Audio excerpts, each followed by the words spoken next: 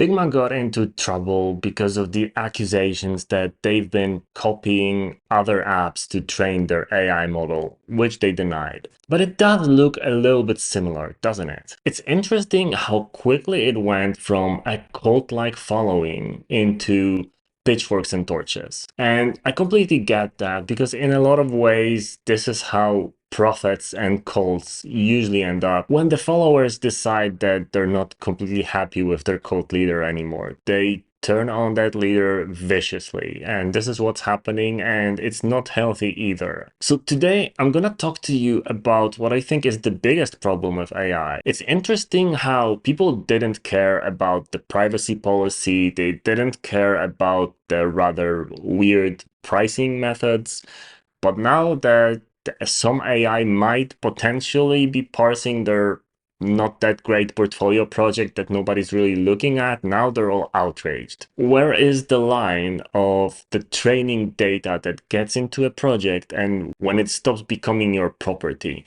But first, we need to define that, because if you're working in a cloud-based design tool, and you're paying for it every month, then you don't really own the tool, you're renting it or leasing it. And because all of that data, all of your projects are on the cloud, on their servers, you don't even own your own projects.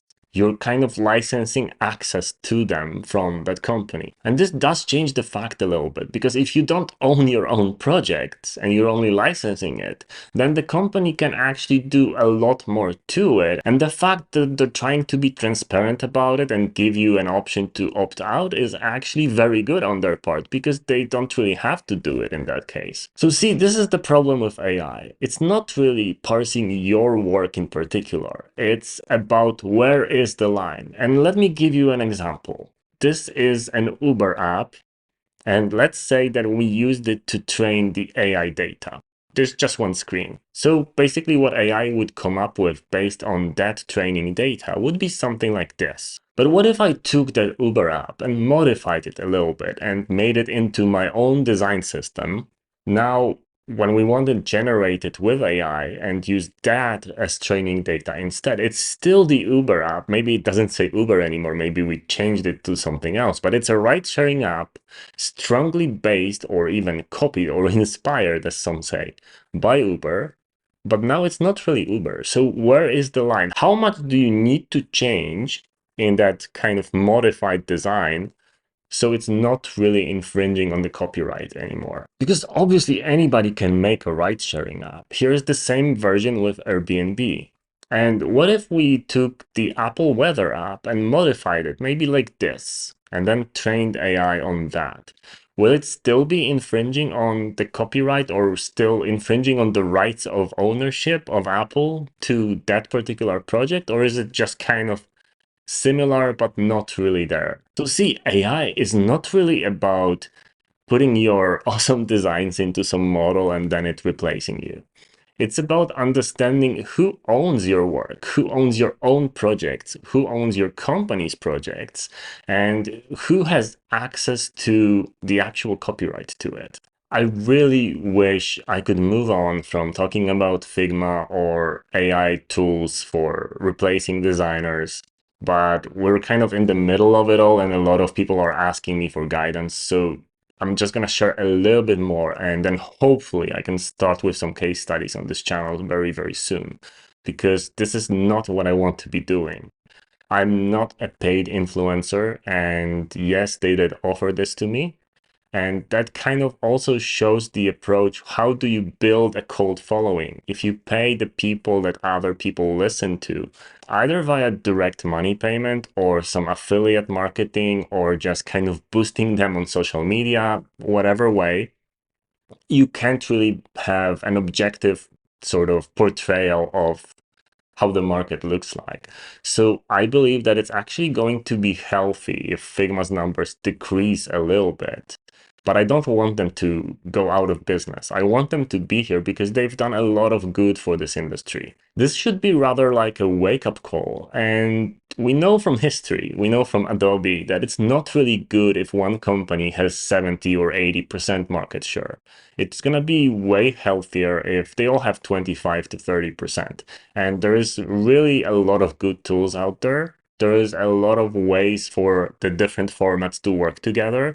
So we shouldn't be constrained to using just one tool. And if you don't like how a specific tool parses your work for AI or does anything else differently than you want, just switch. These are pretty interesting times, especially since AI is in a spot where it's a bubble ready to burst, and they're trying to cram as much of that kind of creative replacing parts into their presentations, because that's gonna help them get some more investor money or some more hype on the market. Because Figma released also a very good thing in that AI kind of keynote that sorts and names all your layers. But this is not really sexy. It's not cool enough to be like a selling point. No, we need to kind of show something super creative and looking that it's very hard to do. And that's kind of what's pushing this whole hype right now. But if they don't show that, they are afraid somebody else will, so they're gonna do it preemptively and see what happens. We're at a point right now where AI is gonna need so much energy, it's not going to be able to operate. Meaning it's either gonna get extremely expensive to use it, or it's just gonna be off for a while, or downtimes or shutdowns or anything. And this is gonna be the moment where we realize that sure, AI is getting better and more advanced and everything, but we don't have the capacity to power it at all. And that is something not many people think about. So basically what all the companies are doing right now are trying to show off, to get as much money as possible in that limited time. And I don't really think they're gonna solve the energy issues very, very quickly. So we might get stuck with some level of AI tools without much progress for a while later. So it's not all scary. If you like Figma, use Figma. If you are not happy with their AI policies, or if you're not happy with their privacy policy, which I talked about 3 years ago, or if you're not happy with their pricing models where they kind of overcharge you for inviting people from the outside to your projects, then you have the ability to switch. And if you're working freelance, then trust me, almost nobody cares if you're using Figma or not. That trend is accelerating because Penpot is also adding a lot of new features. Sketch is adding auto layout. So there's gonna be tools that are cheaper for companies with more transparent and fair pricing. And there's going to be even options for big companies that are paying thousands to Figma right now to just self-deploy Penpot on their own servers, actually own the cloud, so not really licensing the access to your own files, and pay $0 for it instead of like thousands or tens of thousands. There's gonna be changes. These changes are inevitable, but you don't really need to worry about that. You don't really need to even worry about your portfolio projects being used to train some AI. What you really need to focus on is kind of detaching yourself from the cult following of a design tool. I understand why Figma did it this way, why they created that cult, because they needed this sort of community vibe with a lot of influencers seemingly randomly praising this new design tool for no reason. It shouldn't define who you are. It shouldn't define you as a designer. You're solving problems and you're taking over responsibility for the work from a client. So chill out, please.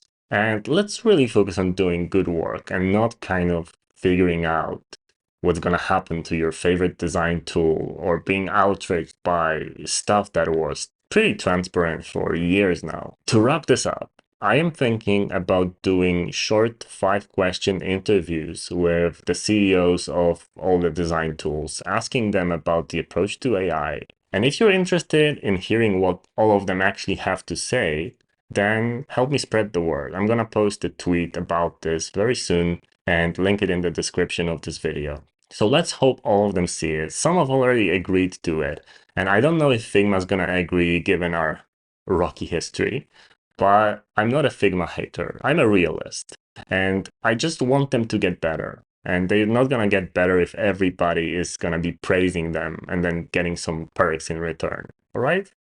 Cheers.